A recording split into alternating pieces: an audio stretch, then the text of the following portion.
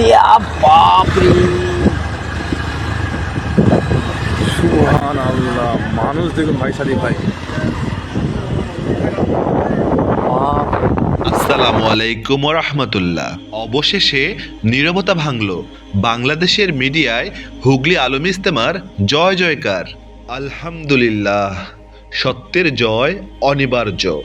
দীর্ঘ ৩৪ বছর পর ভারতের পশ্চিমবঙ্গের হুগলি জেলার পৈনানে অনুষ্ঠিত হওয়া ঐতিহাসিক আলমী ইস্তেমা নিয়ে শেষ পর্যন্ত বাংলাদেশের মূলধারার মিডিয়া হাউসগুলো সংবাদ প্রকাশ করতে শুরু করেছে। দীর্ঘ ৩৪ বছর পর ভারতের পশ্চিমবঙ্গে চলছে মুসলিমদের মহাসম্মেলন বিশ্ব ইস্তেমা। ২ জানুয়ারি থেকে শুরু হওয়া ইস্তেমা চলবে আগামীকাল পর্যন্ত। শুক্রবার হুগলি জেলার পুইনান এলাকায় শুরু হয় এই ধর্মীয় মহাসমাবেশ। আয়োজকরা ৪ দিন ব্যাপী ইস্তেমায় দেশ বিদেশ থেকে ২০ লাখ মুসল্লির সমাগমের প্রত্যাশা করলেও শুধু শনিবারই জমায়েত হন ৫০ লাখ মানুষ। ভারতীয় সংবাদ মাধ্যম আজকাল জানায়, আয়োজকদের প্রাথমিক ধারণা ছিল ৪ দিনের দেশ ও বিদেশ মিলিয়ে প্রায় ২০ লাখ মুসল্লি আসতে পারেন। কিন্তু জেলা প্রশাসন সূত্রে জানা গেছে, গোটা ভারত থেকে প্রায় ৫০ লাখ মুসল্লির সমাগম ঘটেছে ইস্তেমা ময়দানে। এখানে রাজনীতির কোনো স্থান নেই, কেবল আল্লাহর ইবাদতই বিশাল এই মিলন মেলার মূল উদ্দেশ্য।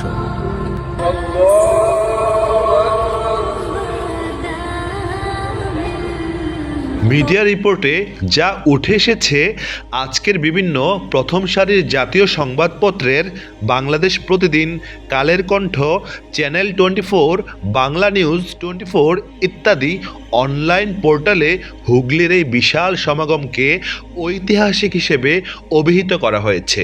তারা তুলে ধরেছে যে প্রায় ১ কোটির কাছাকাছি মানুষের সমাগম হতে যাচ্ছে এই ইস্তেমায়। জুমার নামাজে ৫০ লক্ষাধিক মুসল্লির উপচে পড়া ভিড় ছিল। বিশ্ব মার্কাজ নিজামুদ্দিনের ওলামায়ে কেরামগণের সুশৃঙ্খল তত্ত্বাবধান সবার প্রশংসা কুড়াচ্ছে। একটি পজিটিভ পরিবর্তনের ইঙ্গিত। ভারতের মুসলমানদের জন্য এটি কেবল একটি ধর্মীয় সমাবেশ নয়, বরং দীর্ঘ সময় পর নিজেদের ঐক্য ও সংহতি প্রদর্শনের এক বিশাল প্ল্যাটফর্ম। বাংলাদেশের মিডিয়ায় এই খবরগুলো আসার ফলে এদেশের সাধারণ মানুষও এখন জানতে পারছে যে দাওয়াত ও তাবলীগের মেহনত বিশ্বব্যাপী কতটা বেগবান। হযরতজি মাওলানা সাদ সাহেব দামাত বারাকাতুহুমের গ্রহণযোগ্যতা।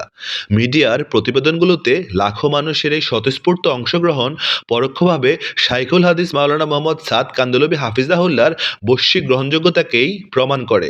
সত্যিকার অর্থেই স্রোত কখনোই থেমে থাকে না, সেটা আজ হুগলির এই জনসমুদ্রই বলে দিচ্ছে।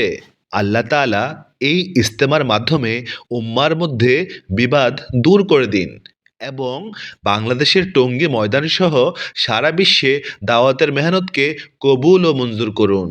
আমিন। জাযাকাল্লাহ খাইরান।